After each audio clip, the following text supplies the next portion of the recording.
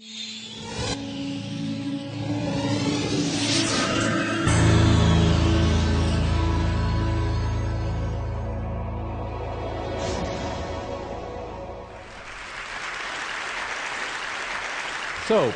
I'm here to share my photography. Or is it photography? Because, of course, this is a photograph that you can't take with your camera. Yet my interest in photography started as I got my first digital camera at the age of 15. It mixed with my earlier passion for drawing, but it was a bit different. Because using the camera, the process was in the planning instead. And when you take a photograph with a camera, it's just the process ends when you press the trigger.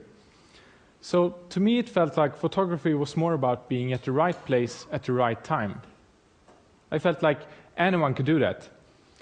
So I wanted to create something different, something where the process starts when you press the trigger.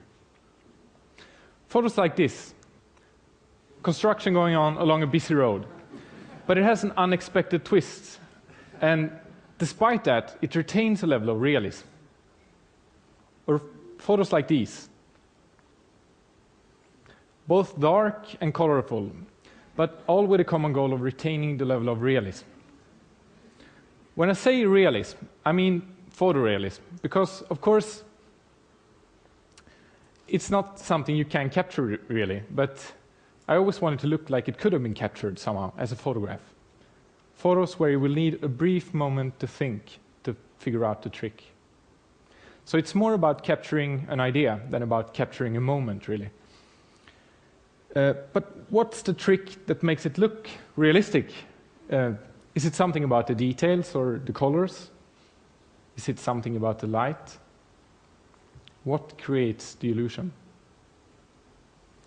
Sometimes the perspective is the illusion. But in the end, it comes down to how we interpret the world and how it can be realized on a two-dimensional surface. It's not really what is realistic, it's what we think looks realistic, really. So I think the basics are quite simple. I just see it as a puzzle of reality, where you just can take different pieces of reality and put it together to create an alternate reality. And let me show you a simple example. Here we have three perfectly imaginable physical objects, something we all can relate to living in a three-dimensional world. But combined in a certain way, they can create something that still looks three-dimensional, like it could exist. But at the same time, we know it can't. So we trick our brains because our brain simply doesn't accept the fact that it doesn't really make sense. And I see the same process with combining photographs. It's just really about combining different realities. So the things that make a photograph look realistic, I think it's the things that we don't even think about, the things all around us in our daily lives. But when combining photographs, this is really important to consider, because otherwise it just looks wrong somehow.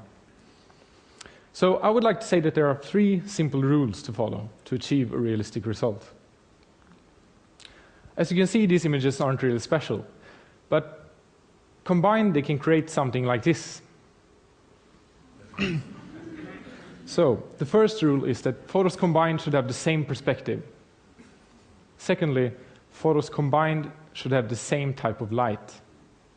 And these two images both fulfill these two requirements, shot at the same height and in the same type of light. The third one is about making it impossible to distinguish where the different images begin and end, by making it seamless. Make it impossible to say how the image actually was composed.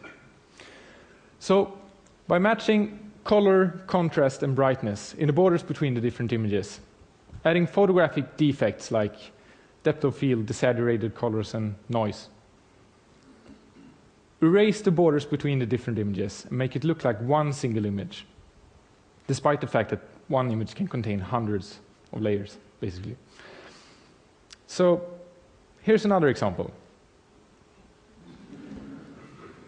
One might think that this is just an image of a landscape and the lower part is what's manipulated.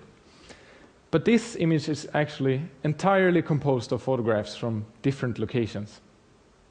I personally think that it's easier to actually create a place than to find a place, because then you don't need to compromise with the ideas in your head. But it does require a lot of planning. And getting this idea during winter, I knew that I had several months to plan it, to find the different locations for the pieces for the puzzle, basically. So, for example, the fish is captured on a fishing trip. The shores are from a different location. The underwater part is captured in a stone pit. And yeah, I even turned the house on top of the island red to make it look more Swedish. So, to achieve a realistic result, I think it comes down to planning. It always starts with a sketch, an idea. Then it's about combining the different photographs. And here, every piece is very well planned. And if you do a good job capturing the photos, the result can be quite beautiful and also quite realistic. So, all the tools are out there. And the only thing that limits us